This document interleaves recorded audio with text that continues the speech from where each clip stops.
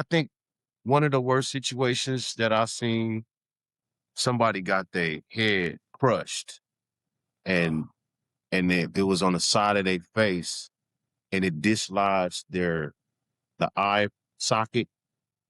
We definitely had our fair share of serial killers, you know what I mean? California, man, the Wild Wild West, you know what I mean?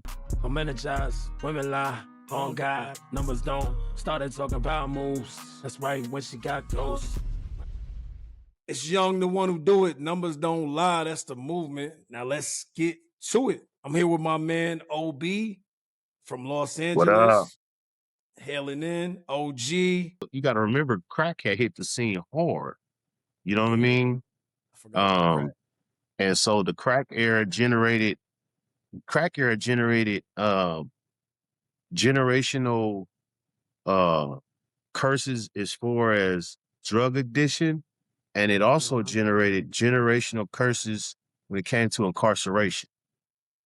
It was a double-edged sword that just fucked off our community, damaged our community tremendously, you know? Yeah. Now you speaking about incarceration, so I'm gonna spin off to the topic that I was gonna bring up a little early. But I know you said you spent some time in prison, and a lot of people don't. If you comfortable about it, we can get into it. You know what I mean? Oh man, that's my testimony. Of course, I'm not one of them. I'm not ashamed at all. You know what I mean? I'm very comfortable with it. Yeah. Like, what would you say back then? What matter of fact, what year? What year we talking? Uh, we talking from 2000 and yeah, 2007 is when I went on vacation. Yeah. 2007 all the way to 2016 Mm. when I got out. Um, I did 10 years, 9 years and 10 months. Yep.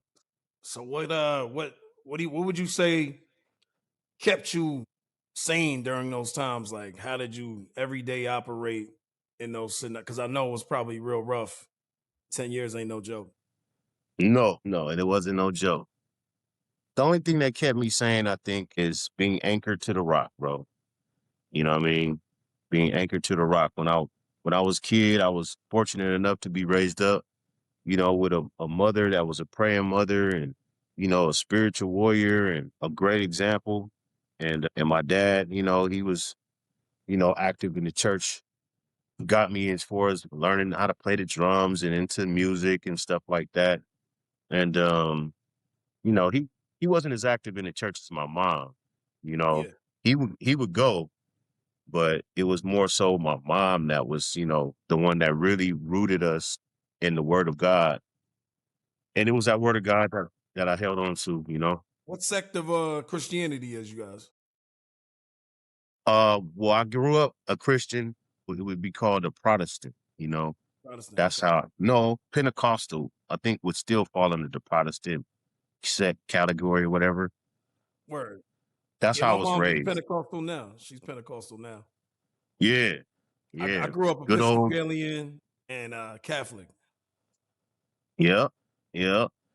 Yeah, man. That's how I was raised. In one of them old school, good old walk by faith, not by sight, the gifts of the spirit, the utterance and all of that. Like that's how I came up, you know what I mean? But it wasn't until I became older and became a full grown man that I went to search things out for myself, you know what I mean? And not came up, but the Lord gave me my own revelation. You know what I mean? Yeah, yeah. Yeah. What do you think's like some of the worst things that you saw, like behind the walls, like things that would probably help out some of the younger dudes to just understand what it's like before they go and risk it all. Some of the worst things that I saw behind the walls was fuck, it was so many things. I think one of the worst situations that I seen happen was when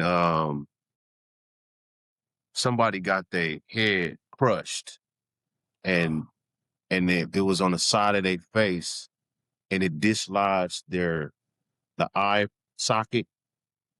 Their Yeah, eye was like dislodged from the socket. yeah. That was some of the most gruesome stuff that I think Whew. I've seen without a person actually dying, which I thought he might die. The way that Oh, he looked, didn't. He didn't die. I don't know. You know what I mean? I don't know. No one knows. It wasn't. They It re- wasn't immediate. Well, it wasn't an immediate death if he did. no, he wasn't dead right then and there. Nah. But I That's mean, crazy. I've seen people get killed and it didn't look that bad. That's crazy. Yeah, when you see mutilation and stuff like that, it's different than somebody just checking out and they're not breathing no more. Like that's different. You know what I mean? That mutilation aspect of it. And in prison, some of that happens sometimes, unfortunately, Ethically, I think some of the most worst stuff that I saw, you know, is officer just totally violate a man. You know what I mean? Hmm. Uh yeah, coming back from visit, you gotta strip, you gotta bend over, squat, cough, and all of that stuff. And um certain people, certain officers, they would do the most. And I done seen them humiliate some people like to the third degree coming back from a visit, Yeah. just, so when you got authority like that abusing, the inmates, just because they can and they can get away with it, that's pretty fucked up ethically, and morality, morally, ethically. Facts. Facts. Yeah. So with all those experiences, I know a lot of people. I mean, I know a lot of people that have been in prison in and out. Usually, I see a lot of people be desensitized. They morals be switching up. Like, what kept you staying at like being an honorable person, honorable man still, and then turning yourself into a successful businessman that I know you to be? Because I was never in bondage. I was incarcerated, but I was never in bondage. I was free on the inside. Even though my body was locked up, even though I couldn't see my kids, I couldn't contribute financially or anything to anything that was going on, even though I spent all that time away, I was still free. And it might sound crazy, but you know, the closer you are to God, the more free you are. Yeah, And without all the distractions in the world, and I was close to God. I was very close to I am close to God, but I was closer to God then. I didn't have the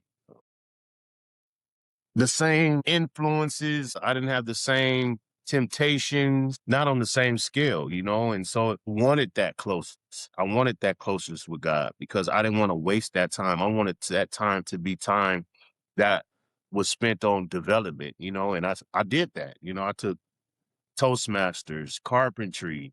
I went to college. I learned what else? I was in the choir. I played the drums in the band. I was in the graduation band. I was in the warden's book club. I was doing everything that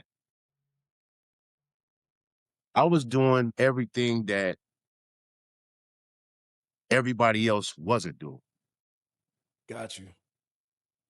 Yeah, like I tried to feed into myself so that I could be something when I got up out of there. I knew I was going to be 10 years behind, but Yeah, I trusted God and I just wanted to try to just develop myself and give myself as many options. So I just stayed taking classes, learning trades, staying close to God, but telling my story, motivating people, just trying to just be the best version of myself.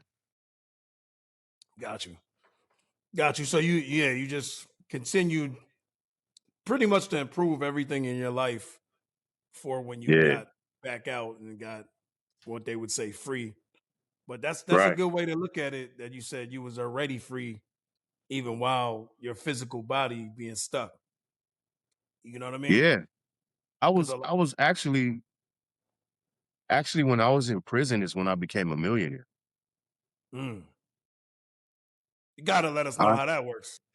Yeah, yeah, for real. because millionaires think a certain type of way. Yeah.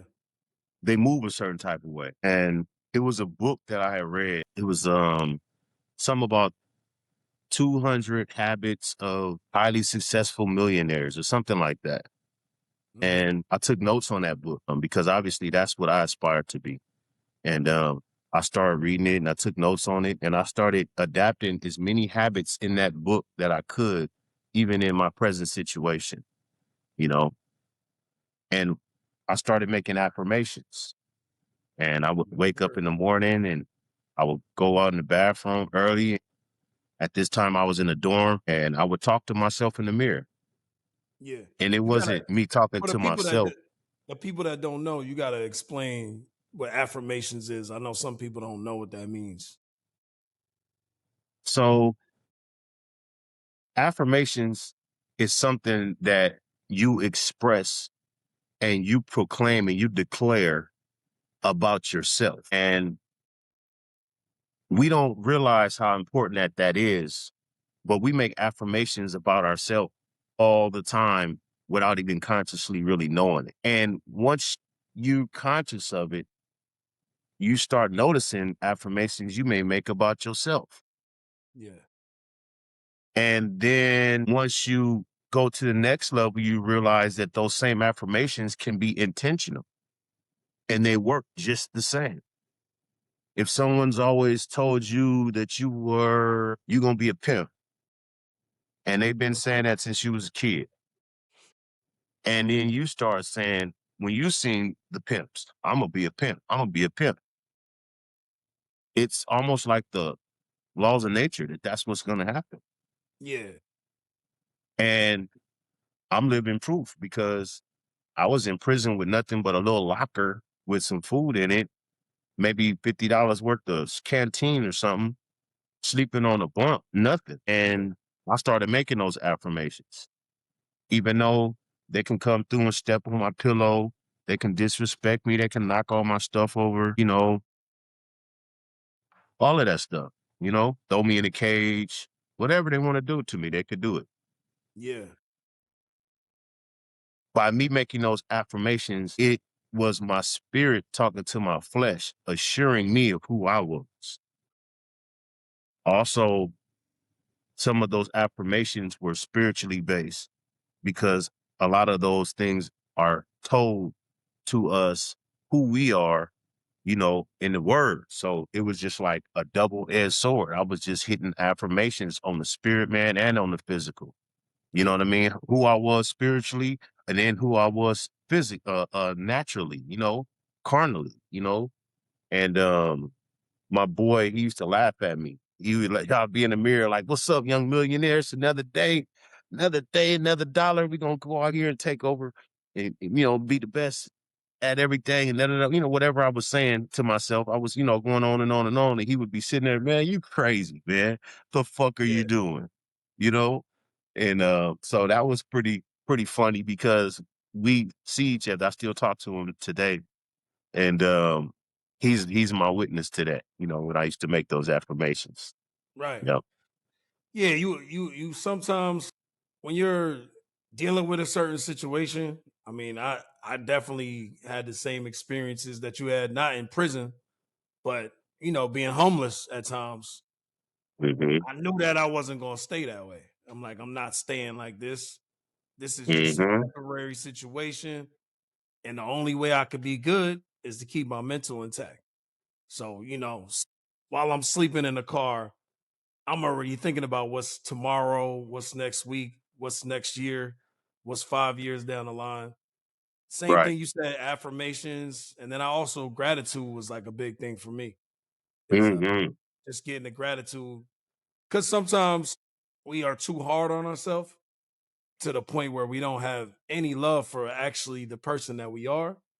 It's the things I'm trying to attain. Like that's where my mind was at before.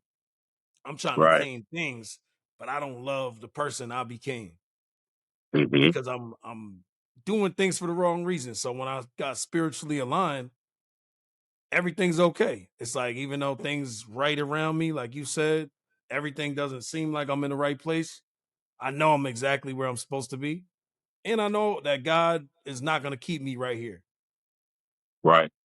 This is just a journey so that, just like you said, a testimony to give to somebody else that's going through this situation so that we can learn how to be better people, learn how to be better, with our family, with our friends, with strangers, all of those situations by just going through the trials and tribulations of life. Because, I mean, Right. Jesus went through a lot, went through a lot. Absolutely. You know what I mean? Yeah. Yeah. So, Yeah. what do you feel like? How do you feel like being incarcerated? Because you have what? You have 3 children now. Yeah, I got 3. So how was that for them? Like, and what ages around were they? Man, that was a tough one. My oldest son, he was like 12. He was right there at that age where, he had that foundation. I taught him everything, but I didn't teach him everything, but I taught him quite a bit. He was at that age though that he needed me the most. You know what I mean? Because that was the beginning of his junior high type, something like that. Like he was just getting out of elementary, going into junior high, middle school, high school after that. That whole experience, I missed out on that with him. For my daughter, it was tragic for her also. She was in elementary school. She was very little, 7 years old, Mhm. something like that. And yeah, that was a tragic situation for her too. I remember, you know, hearing a story of when she came out, they went to pick her up from school. She was out there waiting for them to come, but she was out there crying. And they picked her up and like, what happened? What's going on?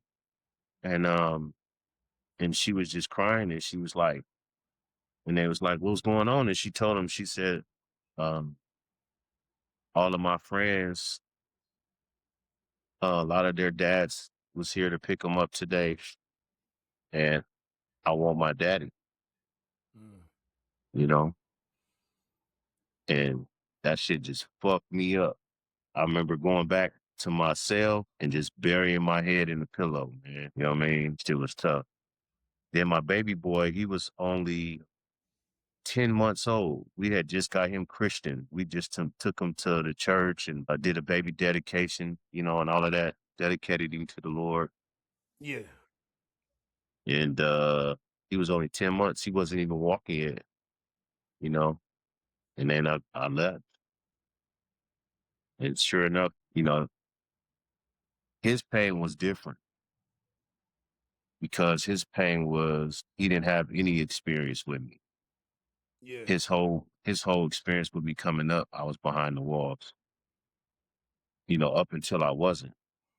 And so during the visits and stuff like that, I got stories and experiences and things that I'm sharing with my other 2 kids that we reminiscing about, you know, and he's kind of just like sitting on the side, just listening because he don't have that. So he kind of felt left out a little bit. Yeah, that was like, you know, I remember that was like a bittersweet moment that I had to digest too. Yeah. Yeah. I mean, but you present. I mean, you doing everything that you can at this point. So I'm sure that you could probably see you showing up for them now. Do you see the difference? Do they see the difference? Oh, hell yeah.